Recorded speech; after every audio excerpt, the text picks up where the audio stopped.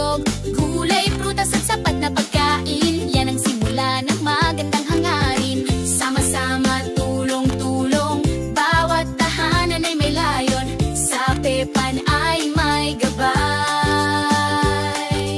Nutrisyon ay abot kamay. Sa Pepan, tara na't magkaisa. Para sa nutrisyon, bawat isa'y mahalaga. Sapat na pagkain para sa kinabukasan. Bayan ay angat kung lahat ay malusog at masigla. Bata, matanda, lahat kasali sa wastong pagkain, walang mapapahiya.